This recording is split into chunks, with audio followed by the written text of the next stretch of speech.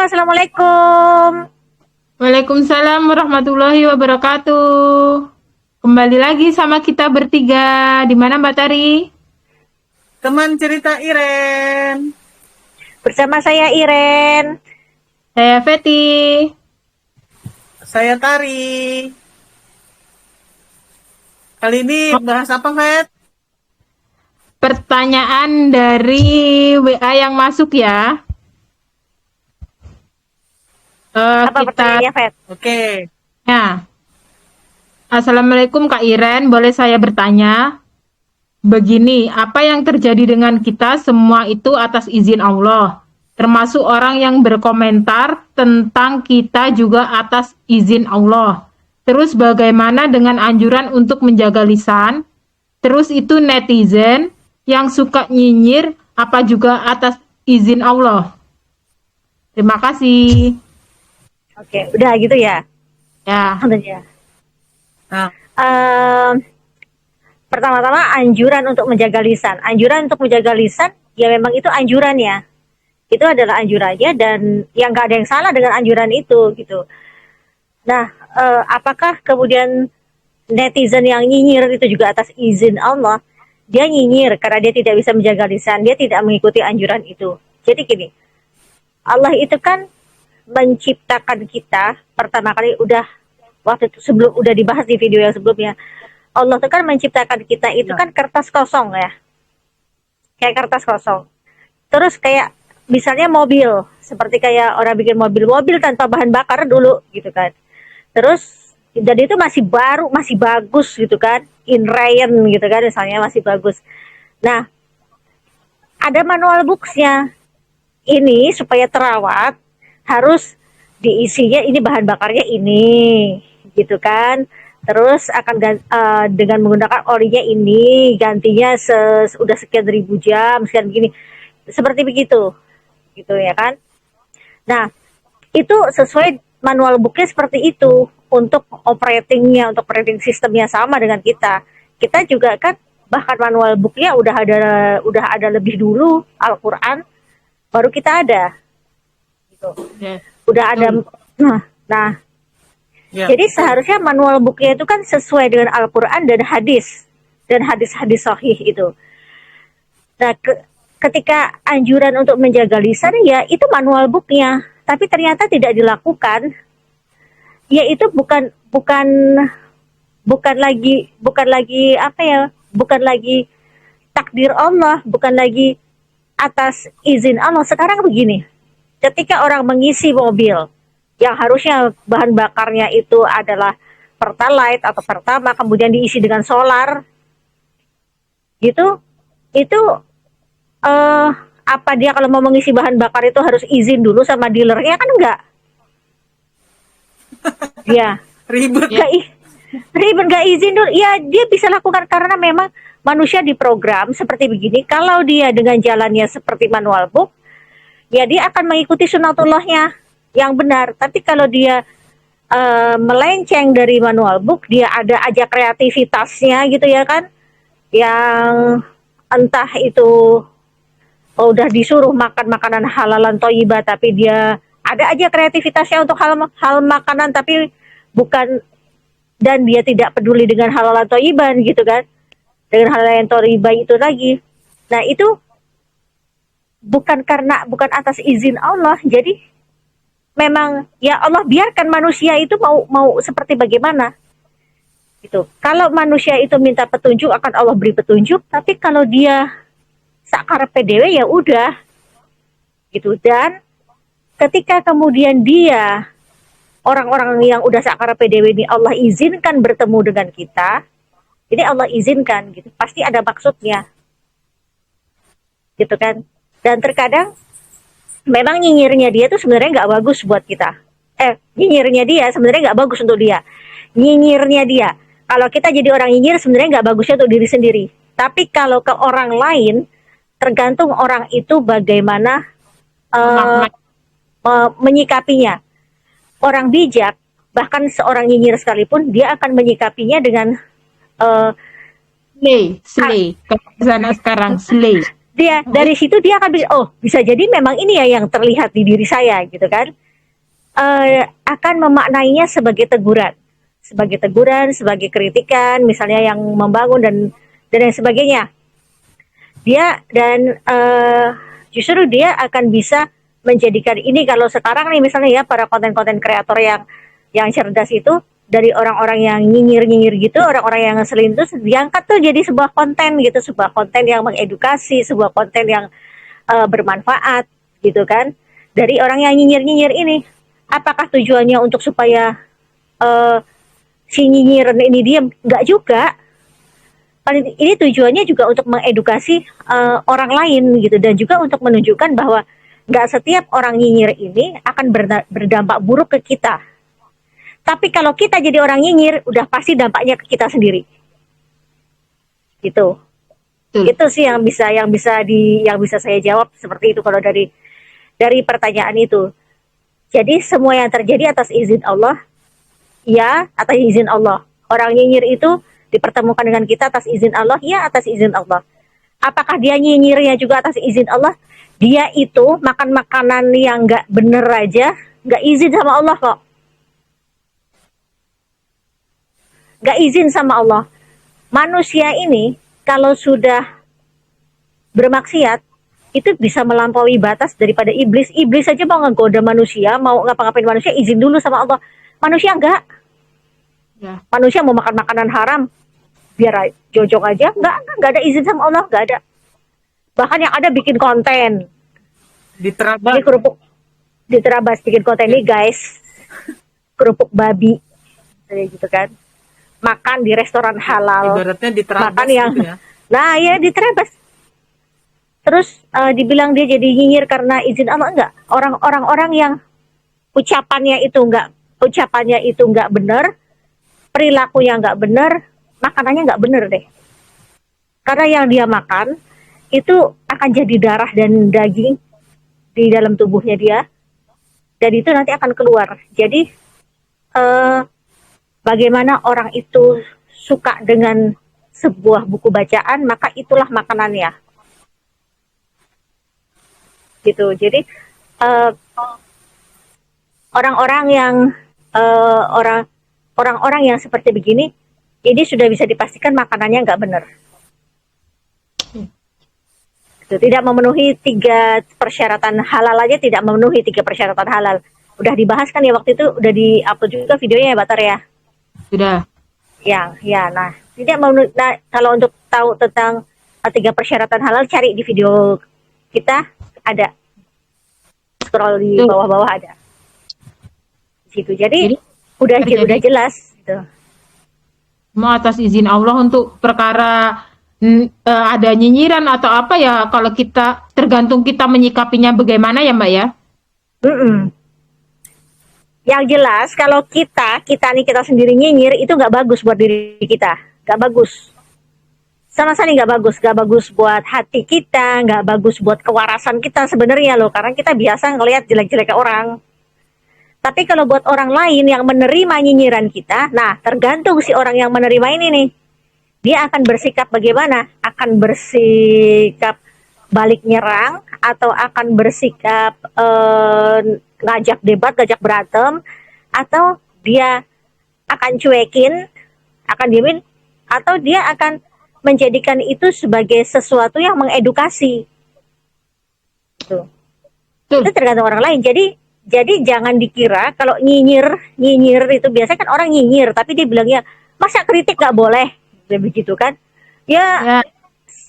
Selalu begitu itu ya, masa kritik nggak boleh. Padahal beda antara kritik sama nyinyir loh, beda. Dari bahasanya aja beda, tata bahasanya beda, gitu kan? Kritik itu dia berikan apa, alternatif dari hal yang dia kritisi itu, dia kasih solusinya dari hal yang dia kritisi itu, dan itu pun juga solutif untuk semuanya, seharusnya gitu. Tapi ini kan enggak.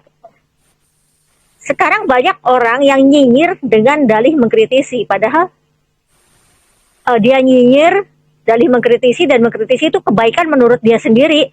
kalau diterapkan juga belum tentu menurut orang lain itu juga baik menurut orang lain juga enggak, belum tentu gitu. Tapi sekarang banyak kayak gitu. Masa mengkritisi nggak boleh? Kan kita ngeritik, katanya, kritik yang membangun dan sebagainya. Kritik yang membangun menurut dia, karena dia nggak paham tata bahasanya seperti apa gitu ke orang. Kalau orang yang bijak ya dia akan bisa menjadikan itu sebagai konten edukasi gitu kan. Tapi kalau orang yang nggak bijak ya ataupun misalnya orang yang lagi bukan nggak bijak tapi orang yang lagi misalnya lagi capek-capeknya tahu-tahu dapat komentar begitu gitu kan, baca komentar begitu gitu ya, diserang lah pasti, emosi lah. Apalagi yang emosi bisa ngontrol emosinya ya. emosi itu nyolot deh. Masa komen nggak boleh gitu? Masa komen ya boleh, tapi Yang kan larang- ada nggak ada. Tapi kan ada sebenarnya kita juga paham, andaikan kita jadi dia. Ini sebenarnya ilmu empati ya. Dulu waktu saya pramugari saya diajari itu di CRM, Crew Resource Management dulu. Itu ada sebuah ilmu namanya ilmu empati. Empati itu dimana kita sebelum ngomong kita mikir dulu nih, kalau kita jadi dia dikasih kata-kata begini, reaksinya apa? Ya, betul. Rasanya seperti apa gitu loh. Jadi jangan dia yang ngelempar batu, dibalas ngelempar batu, dia bilang, masa orang mainan batu aja nggak boleh? Itu aneh, itu agak anehnya begitu. Itu kan ketika dia ngelempar batu ke orang, dibalas sama orang dilempar batu, terus dia bilang, orang kita di sini cuma mainan lempar batu, ini masa nggak boleh? Kenapa aku juga jadi ikutan dilempar? Aku cuman ngelempar ke sana, gitu ya. Kan bisa ngeles gitu. Nanti dia bilang kan bisa menghindar, bisa apa, kayak gitu loh. Orang kena kok dilempar balik dia ngomongnya begitu. Itu sama dengan komentar, dia komen dibales kemudian dengan komen juga yang misalnya lebih nyolot lagi sama dia, terus dia ngomong, masa komentar aja nggak boleh? Nah, Itu sama. Itu sama itunya. Sebenarnya begitu. Jadi orang yang emang kerjaannya nyinyir, ya kan? Orang yang emang kerjaannya nyinyir, dia selalu ngelihat kejelekan orang lain, biasanya memang yang dia makan itu yang nggak bagus. Tidak bagus menurut syariat, tidak bagus di mata Allah makanannya. Betul. Terlalu banyak yang nggak bagus makanannya. Gitu, udah. Artinya dia udah nggak ikut manual book. ya. Jadi bukan dia ditakdirkan jadi orang nyinyir, orang dia nggak ikut manual book, Yes, betul. itu bukan takdir. Jadi Jadi ya semoga bisa cuekin menjawab. aja lah gitu ya. Cuekin Jadi aja. ya paling minimal cuekin aja, atau kalau memang bisa menanggapi seperti kayak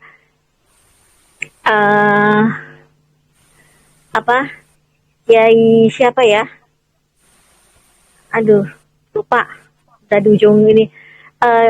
Kiai ini nih jadi pembicara di sebuah seminar. Karena jenggotnya segini, itu kiai siapa lah? Karena jenggotnya segini, terus dia dikatain sama orang yang di situ. Ada beberapa peserta seminar, digituin kan? Terus kiai ini ngomong apa? Panitia, tolong seminar saya ini untuk manusia, yang kambing-kambing tolong suruh keluar. Edukasi kan? Maksudnya elegan gitu loh caranya. Ya betul. Ya kan, panitia, tolong. Ya, jawabannya itu seperti bagaimana? Reaksinya gitu loh. Panitia, tolong seminar saya ini untuk manusia, hanya untuk manusia. Tolong yang kambing-kambing dikeluarkan saja. Nah itu kan, dan nggak balas. Apa itu maksudnya Mbak Mbe? Kalian kira saya kambing? Nggak digituin kan? Jangan merangsang lah. Maksudnya beda level orang berilmu dengan orang-orang yang model kayak kita, pasti ada apa tuh maksudnya gini gitu, pasti gitu. Apalagi modelan Fatty. Langsung babat abis.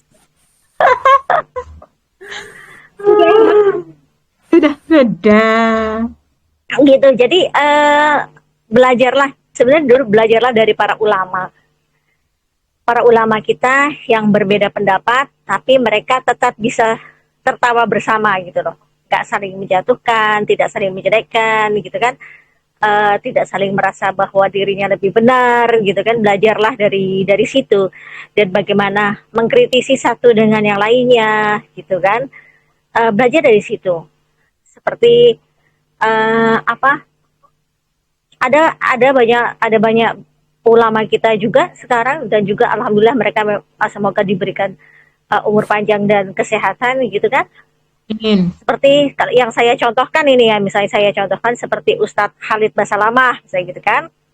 Beliau kan pas ada berbeda pandangan dengan beberapa ulama juga, tapi apa yang beliau katakan, yang saya tahu, sejauh yang saya tahu seperti ini. Kalau misalnya memang yang lainnya ada yang punya dalil itu, ya silahkan, nggak apa-apa. Kalau memang diikuti dan itu memang dalilnya itu sahih dan itu memang benar adanya. Tapi yang saya tahu seperti ini. Gitu. Itu kan sebenarnya uh, dengan bahasa seperti itu adalah bukan bahasa yang saya paling benar gitu loh. Yes. Nggak terus menjatuhkan yang lain gitu kan? Enggak terus menjatuhkan yang lain juga enggak gitu kan. Karena, nah, Gitu.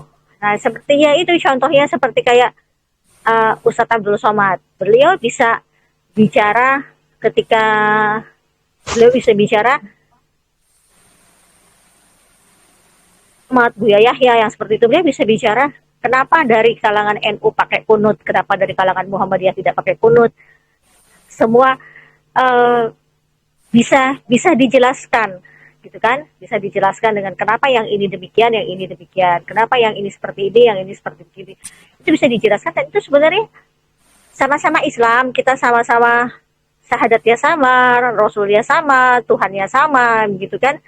Ada memang khilaf ya kan, khilaf perbedaan pendapat itu kan sebenarnya hal biasa.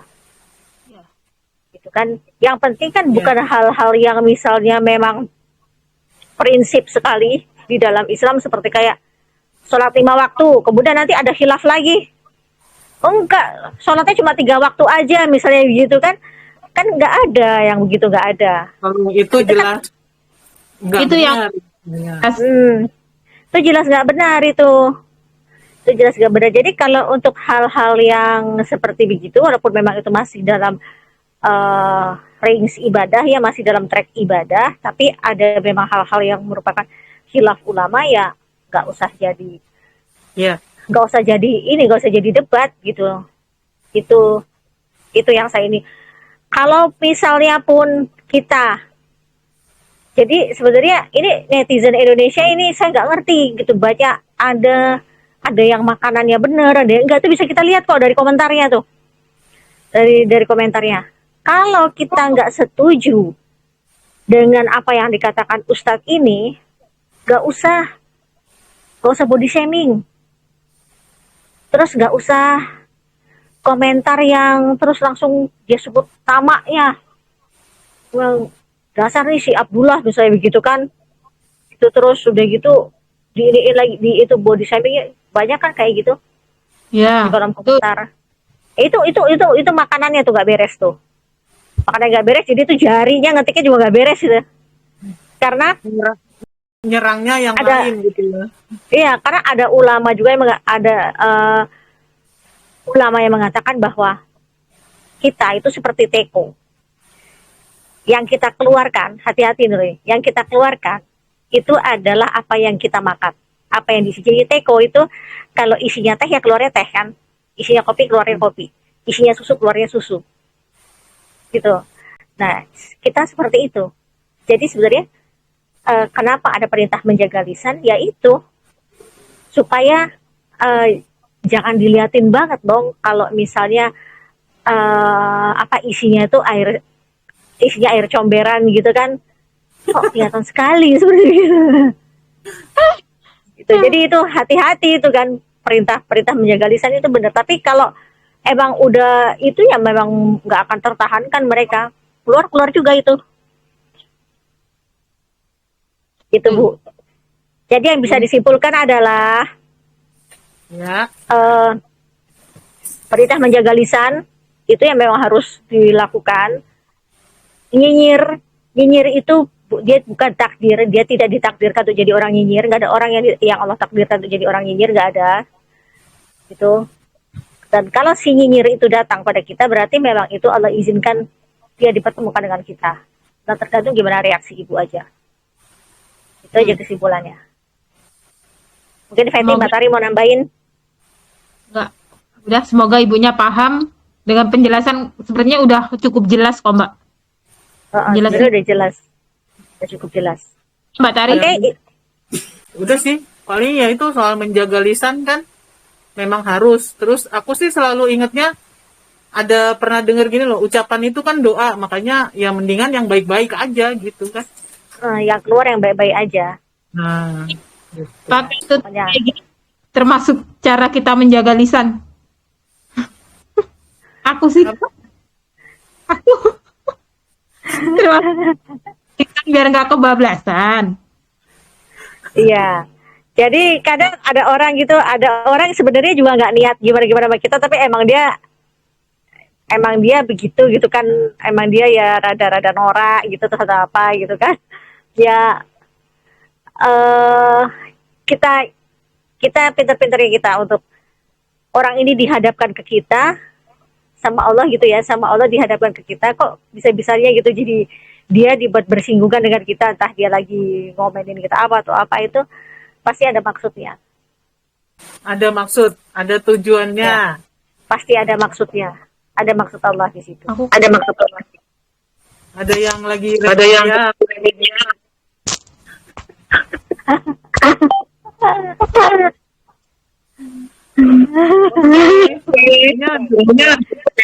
cukup. Dia tuh feedback ya. Iya, sebentar aku hilang. Tutup aja dulu. Ya udah. Oke. Sampai di sini. Wassalamualaikum warahmatullahi wabarakatuh. Assalamualaikum warahmatullahi wabarakatuh. Terima kasih Kak Irene. Sama-sama Mbak Tari. Sampai ketemu di terakhir.